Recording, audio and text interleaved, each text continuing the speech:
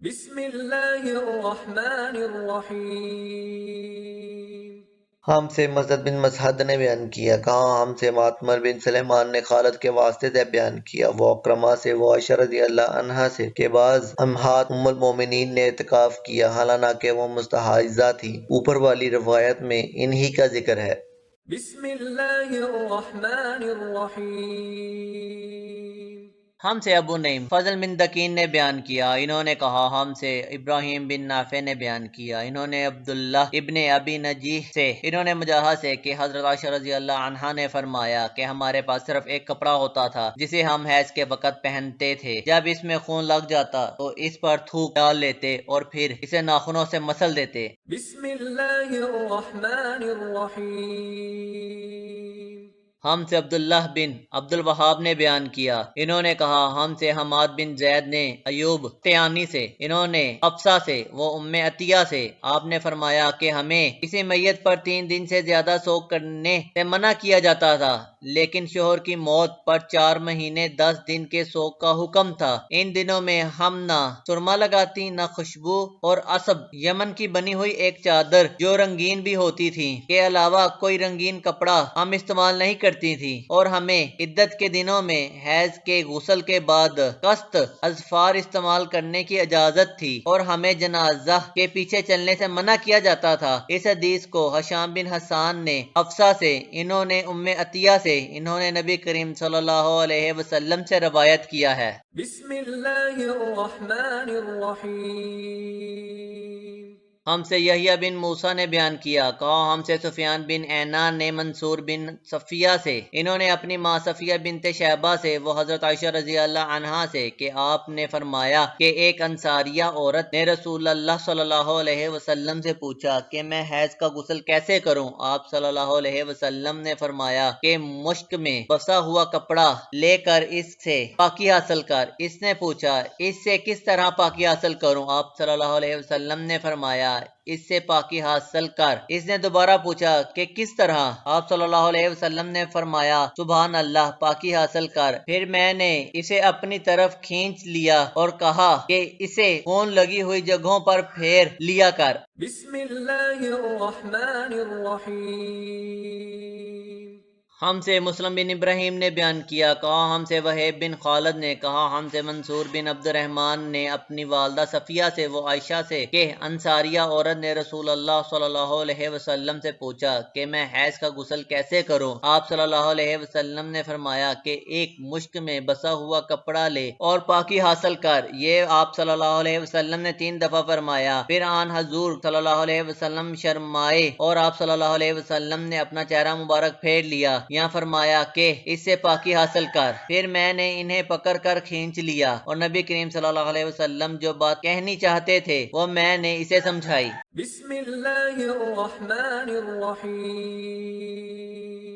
ہم سے موسیٰ بن اسماعیل نے بیان کیا، کہا ہم سے ابراہیم بن سعید نے، کہا ہم سے ابن شہاب زہری نے عروہ کے واسطے سے کہ حضرت عائشہ رضی اللہ عنہا نے بتلایا کہ میں نے نبی کریم صلی اللہ علیہ وسلم کے ساتھ حجۃ الوداع کیا، میں تمتع کرنے والوں میں تھی اور ہڈی یعنی قربانی کا جانور اپنے ساتھ نہیں لے گئی تھی۔ حضرت عائشہ رضی اللہ عنہا نے اپنے متعلق بتایا کہ پھر وہ حائضہ ہو گئیں اور عرفہ کی رات آ گئی اور ابھی تک وہ پاک نہیں ہوئی تھی، اس لیے انہوں نے رسول اللہ صلی اللہ علیہ وسلم سے کہا کہ حضور آج عرفہ کی رات ہے اور میں عمرہ کی نیت کر چکی تھی۔ رسول اللہ صلی اللہ علیہ وسلم نے فرمایا کہ اپنے سر کو کھول ڈال اور کنگھا کر اور عمرہ کو چھوڑ دے۔ میں نے ایسا ہی کیا، پھر میں نے حج پورا کیا اور لیلۃ الاصحابہ میں عبد الرحمن بن ابو بکر کو آن حضور صلی اللہ علیہ وسلم نے حکم دیا، وہ مجھے اس عمرے کے بدلے میں جس کی نیت میں نے کی تھی تنعیم سے دوسرا عمرہ کرا لائے۔ بسم اللہ الرحمن الرحیم۔ ہم سے عبید بن اسماعیل نے بیان کیا، انہوں نے کہا ہم سے ابو سامہ حماد نے ہشام بن عروہ کے واسطے سے بیان کیا، انہوں نے اپنے والد سے، انہوں نے عائشہ رضی اللہ عنہا سے کہ انہوں نے فرمایا ہم ذی الحج کا چاند دیکھتے ہی نکلے، رسول کریم صلی اللہ علیہ وسلم نے فرمایا جس کا دل چاہے تو اسے عمرے کا احرام باندھ لینا چاہیے، کیونکہ اگر میں ہڈی ساتھ نہ لاتا تو میں بھی عمرے کا احرام باندھتا۔ اس پر بعض صحابہ نے عمرہ کا احرام باندھا اور بعض نے حج کا۔ میں بھی ان لوگوں میں سے تھی جنہوں نے عمرے کا احرام باندھا تھا، مگر عرفہ کا دن آ گیا اور میں حیض کی حالت میں تھی۔ میں نے نبی کریم صلی اللہ علیہ وسلم سے اس کے متعلق شکایت کی تو آپ صلی اللہ علیہ وسلم نے فرمایا کہ عمرہ چھوڑ اور اپنا سر کھول اور کنگھا کر اور حج کا احرام باندھ لے۔ میں نے ایسا ہی کیا، یہاں تک کہ جب حسبہ کی رات آئی تو رسول اللہ صلی اللہ علیہ وسلم نے میرے ساتھ میرے بھائی عبد الرحمن بن ابی بکر کو بھیجا۔ میں تنعیم میں گئی اور وہاں سے اپنے عمرے کے بدلے دوسرے عمرے کا احرام باندھا۔ اشام نے کہا کہ ان میں سے کسی بات کی وجہ سے بھی نہ ہڈی واجب ہوئی اور نہ روزہ اور نہ صدقہ۔ تنعیم حد حرم سے قریب 3 میل دور ایک مقام کا نام ہے۔ بسم اللہ الرحمن الرحیم۔ ہم سے مسدد بن مسہد نے بیان کیا، کہا ہم سے حماد بن زید نے عبید اللہ بن ابی بکر کے واسطے سے، وہ انس بن مالک رضی اللہ عنہ سے، وہ نبی کریم صلی اللہ علیہ وسلم سے کہ آپ صلی اللہ علیہ وسلم نے فرمایا کہ رحم مادر میں اللہ تعالیٰ نے ایک فرشتہ مقرر کیا ہے، وہ کہتا ہے کہ اے رب اب یہ نطفہ ہے، اے رب اب یہ علقہ ہو گیا ہے، اے رب اب یہ مضطع ہو گیا ہے۔ پھر جب خدا چاہتا ہے تو اس کی خلقت پوری کرے تو کہتا ہے کہ مذکریہ مونس بدبخت ہے یا نیک بدبخت، روزی کتنی مقدر ہے اور عمر کتنی، پس ماں کے پیٹ ہی میں یہ تمام باتیں فرشتہ لکھ دیتا ہے۔ بسم اللہ الرحمن الرحیم۔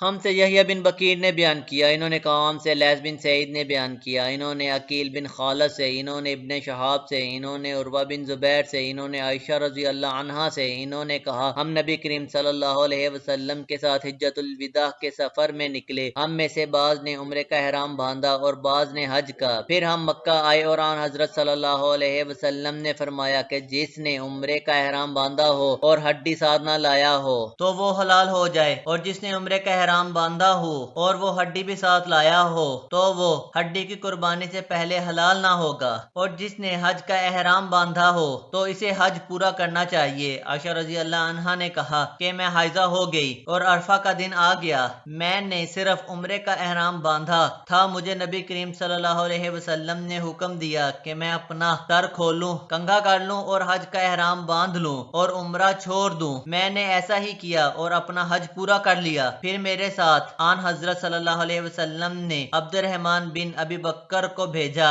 اور وہ مجھ سے فرمایا کہ میں اپنے چھوٹے ہوئے عمرہ کے عوض تنعیم سے دوسرا عمرہ کروں۔ بسم اللہ الرحمن الرحیم۔ ہم سے عبداللہ بن محمد مسندی نے بیان کیا، کہا ہم سے سفیان بن عیینہ نے اشام بن عروہ سے، وہ اپنے باپ سے، وہ حضرت عائشہ سے کہ فاطمہ بنت ابی حبیش کو استحاضہ کا خون آیا کرتا تھا تو انہوں نے نبی کریم صلی اللہ علیہ وسلم سے اس کے متعلق پوچھا۔ آپ صلی اللہ علیہ وسلم نے فرمایا کہ یہ رگ کا خون ہے اور حیض نہیں ہے، اس لیے جب حیض کے دن آئیں تو نماز چھوڑ دیا کر، اور جب حیض کے دن گزر جائیں تو غسل کر کے نماز پڑھ لیا کر۔